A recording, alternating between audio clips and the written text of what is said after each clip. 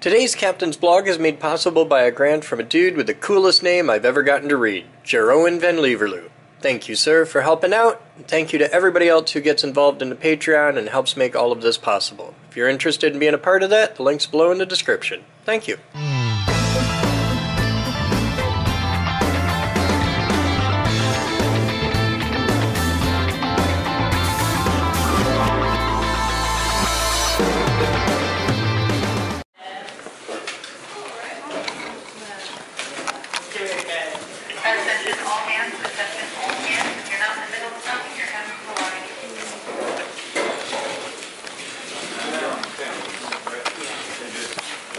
Everybody come on in and have a seat.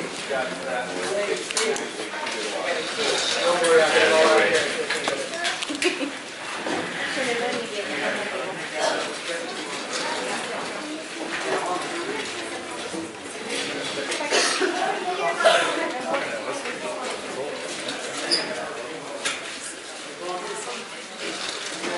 You got everybody? If you run out of chairs, just stand in the back. It's not the first time. Okay, so right now something remarkable is happening, and you're going to get to be a part of it. Every week on Saturday, we open our doors to the public, and anybody who wants to can come down and get a tour. It can be local school kids, West Side factory rats, or millionaire philanthropists. We've had the whole spectrum of people. And after you guys tour the whole place and see all of our secret sauce, something remarkable happens, and it's about to happen in a minute. We have 3 television stations broadcast live from this building over IPTV to anyone on Earth with an internet connection. Like anybody who wants to tune in, it's totally free. We don't track it, we don't charge. Anybody watches. At this moment, they're watching the cameras in this room, and they can hear us on that microphone. And there's going to be a whole bunch of people commenting saying, "Who is that with the really cool hair?" And you, an uncurated audience, which means we have no idea who you are. You could be anyone. Get me for 10 minutes on live television with no tape delay, no censorship, no net, no notes, no safety at all. And I'm not just the high voltage guy here. I'm the president and founder of the Geek. And you get to ask me absolutely anything you want for 10 minutes on live TV. The reason we do this is because one of the most important lessons we have to teach young people is actions have consequences, and that it's important to ask questions and demand evidence of people in positions of power and authority. Because someday, you're going to vote. And about that, I care a very great deal. It's my job to make them the giant pain in the butt that they can be for anybody they may ever choose to vote for. This is why, out of 2,200 nonprofit organizations in the city of Grand Rapids alone, there are only 3 that hold a GuideStar Platinum rating for accountability and transparency. They're one of them. So, what do you want to know?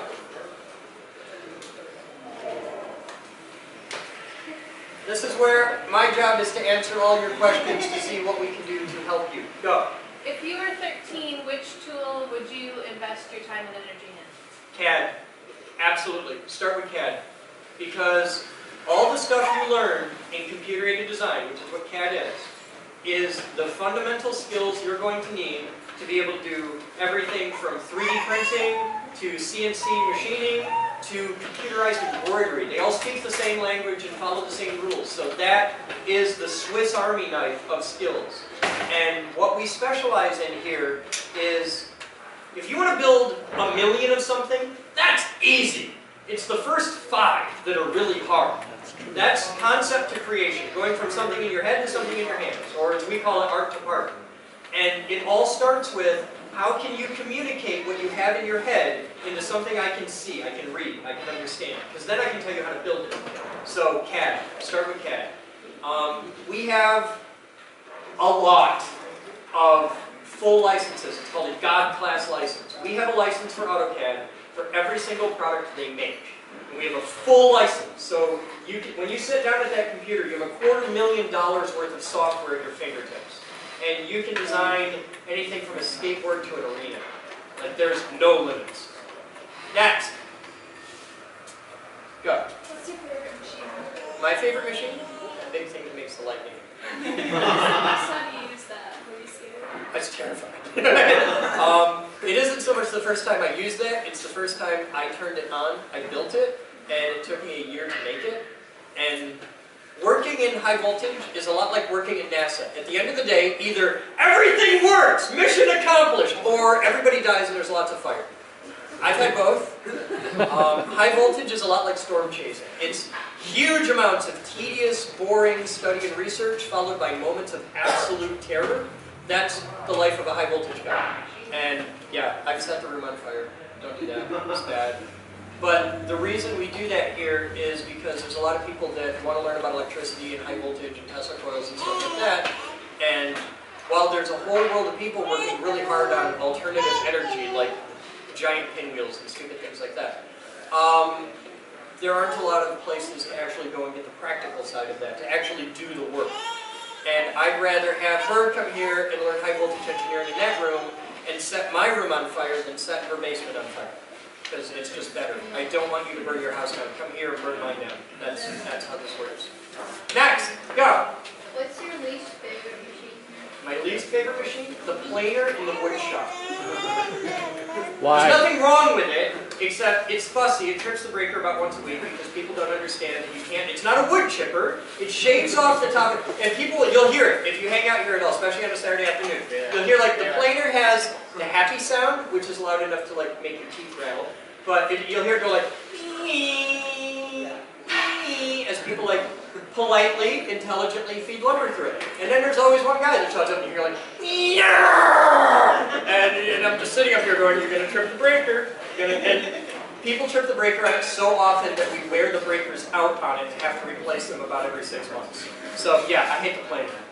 And everybody else loves it. Go. Seems like you've used every square inch of this place. Yeah. What's your dream? 200-acre campus. I want to build a 200-acre campus. I want to do it here on the west side of Grand Rapids. I don't want to do it. We turned down the donation of giant pieces of real estate on the southeast side because we didn't have the resources to support it. Like just the Steelcase tried to give us the pyramid years ago. We had to turn it down. Just to own the pyramid, if you do nothing, you're going to spend $3 million a year. Just to have it. Right. And the roof has leaked since the week they made it. It's a really bad building. But what we want is to build a 200-acre campus here and create 500 jobs to staff that campus here where people need the jobs. And I want to make a difference. And it starts here. I want to do it on the west side. Next, go. There's so much here. Where do you start? If we join, where do you start? If you join, you're When this you far join, in. You're when you joining. join, where do you start? Really, it's overwhelming because you're walking into a college campus, really, and there's every workshop and every tool you can go. It starts with pick something dumb. Don't focus on what you want to build. Don't walk in and say I want to master this thing. No, just walk in and say what do I want to do today, and just pick whatever catches your eye. Maybe it's 3D printing. Just pick a thing and say I want to learn that today, and narrow it way down. Because how many people in this room are professional carpenter or professional framer that work in construction? Okay? Now, this is the thing that's going to mess you up. I didn't see one hand go up. Okay? I got 20 bucks in my pocket right now that says you don't know how to use a hammer. Really. You think you do. You think you do. But you don't. Stupid, benign things. I was 35 until I learned how to properly use a screwdriver. It's things that you never think about. You just pick it up and you do it. You're doing it wrong. You'll do it wrong your whole life until somebody pulls you aside and says, no, watch this. And it just gets better. If you actually want to learn how to use a hammer, and parents, do this with your kids, especially if they're little. The best lesson you can give a young person on simply how to use a hammer is find a big block of wood or a tree stump. Tree stumps are great for this. If you got an old stump in your backyard, you get them a 10-pound box of nails. And you get them a good basic hammer and let them go. Just put all those nails into that stump. They're going to bleed. They're going to smash your thumb. Okay? You will have, if it's done right at the end of it, you will have a stump in your backyard that looks like it's made out of burnished steel. Okay? The whole thing will be covered. It's awesome. Best lesson you'll ever give a young person on how to use a hammer. Just a stump, 10 pounds of nails, and off you go. It's cheap. It's easy. Do this. Because the skills they learn in that weekend will last them their entire lives. Go. your capacity here for involvement with other people, and what would your How many people can we fit in the building? Right, and what's normal and what's ideal? For a single event, like if you're bringing in a conference or something like that, we can eat 200 people without problems. Like we've got rooms big enough for that. And there's things that you didn't see on the tour where like, if I need to put 200 people in a room, we got that. Give us notice for the love of God. The building does not look like it normally does today because today we're doing spring cleaning. So I am moving mountains of crap out of the building, which is why the MDH is all gunged up with giant boxes of stuff. And here's something you might want to know about. If you have a group that is a nonprofit educational organization, and I don't care what it is, if you have like a book club or a gaming club or quilting club, which people totally don't call a stitch and bitch, which I think is the funniest thing ever. Just any organization that is a nonprofit that you need a place to meet, we will host you for free. No question. As long as you're teaching people something, I got you back. And we'll do this, like you can meet every week. We will give you space for free. I don't care what you're doing. Rockets with kids, chess club, and you got a space. We're here for that. Does that answer your question? Okay, I can handle up to 200. Comfortably, groups of 50 are really easy to manage. When it gets over 50, it becomes a pain in the butt. 50 is nothing. We do that every day. Okay. Next, go. Age 10 is when girls start losing interest in the STEM fields. Says who? Says the studies. The studies. Yes. Age 10 is when you see the dramatic drop in involvement in girls. How do you keep them interested? And how do you involve them in technology and CAD and things like that? That's a good answer.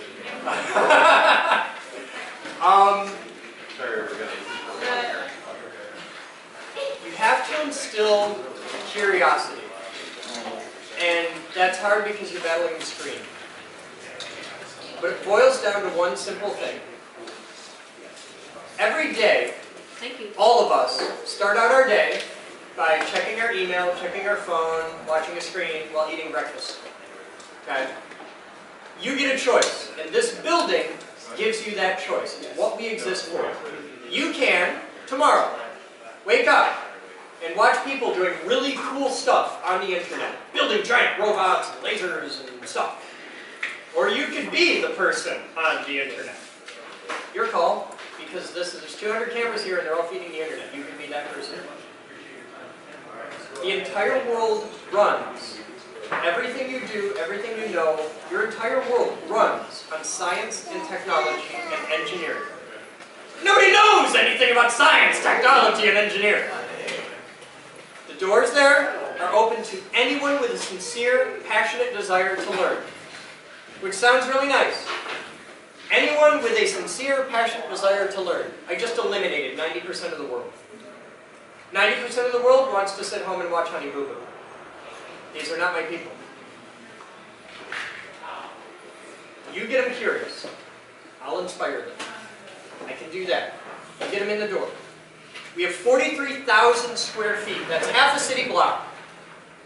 There are more tools in this building today that you can learn how to use today than Home Depot has for sale on Alpine. And membership here, when we started out, was 40 bucks a month. We cut it in half. Not because we're rolling in cash. Our entire annual operating budget is less than $2 million. Most of the staff here are volunteer. I'm the president of the company. I make less money than the night manager of the Burger King up the street. We cannot make it any more accessible and keep the lights on, and we struggle to keep the lights on. I give you the space, I give you the time, I give you the tools, I give you all the resources. And it's cheaper than what you spend every week on Taco Bell. Okay, membership is $5 a week, that's it. Membership for everybody in your house, 30 bucks a month, that's it. The one thing I can't do, and it's your problem, because we're fighting the same game, is get them off their butt and into here. You do that, I got the rest. You get them here, I'll give them shock and awe science, I'll keep them entertained and amazed, that's easy. Okay? Because I want her to grow up and be an engineer. I don't care what kind! Okay? I don't care if it's a mechanical, chemical, electrical, just engineer. Because every time a little girl grows up and gets a degree in art history and lesbian dance theory, I die a little inside, okay? Every time somebody gets a college degree in video game development, I die a little inside. Because engineering, it's what makes the world work. It's what makes you grow up with that mentality of solving problems. It's the same thing lawyers do. Ask anybody who's ever been to law school. You don't go to law school to learn how to be a lawyer. You go to law school to learn how to think. That's what engineering degrees do. It teaches you how to think in how do I fix this problem. It makes you very annoying to all of your friends. So does being a lawyer. But it's how you get that mentality of how do I fix this? And that starts with, at her age, how does this work? So instead of like going to, I don't know, the family fun park or Craig's Cruises, take a magnifying glass and go to the park. Just look at a sidewalk with a magnifying glass.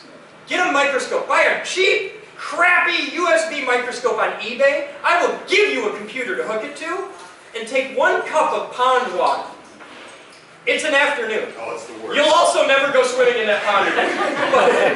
Oh my God, that's in there! Yeah, that's really in there. Yeah. But it's that mentality. Build a rocket with your kid. They cost 20 bucks. You go to Ryder's Hobby Shop, you walk in the door, you find a guy who looks like an old goat named Q. Okay, awesome dude. Give him 20 bucks and say, give my kid a rocket. Go build it. I will teach you how. Build a rocket, it's toilet paper tube, it's some bits of plastic. You take it outside, you light it up and go, whoa! And it's one stupid rocket. Better than the whole 4th of July. It costs you 20 bucks. It's great. That's what I need. That's how you do it. That's how you beat the screen. Go. Yeah, you hand it. It's not a question, it's just a comment. Oh. I actually made a model rocket out of a lot of bottles. Did it fly? No, it was just a model. Okay. Yeah, and a lot of bottles I got. You want to make a real rocket? I really want to. Okay, I can hook you up with this. I can help. You can do this. See me after class. Okay, one more question. Go. I got everybody?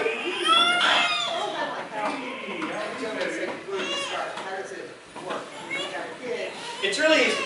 It starts with, in about 30 seconds, everybody's going to stand up, and you pick one of my staff over here. Just anyone. Grab that weird guy right there. Okay? And you say, shut up and take my money, and he will sign you up. Okay?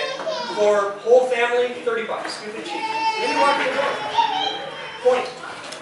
Think of what you want to build. Either have a project, like I want to build a birdhouse with my kid. Okay, cool. We'll start with, we'll do some wood shop stuff. Or just come in with curiosity and wander around. The whole building is yours. And if you can't pick something to start with, I will personally get with you and your family and I'll be like, okay, let's start with this. Let's start with 3D printing or something like that. And we'll pick something simple just to get making stuff. It isn't eliminate a practical application. Don't come in and say, I want to accomplish it. No, let's just screw around. You'd be amazed the discoveries in the world made by just screwing around.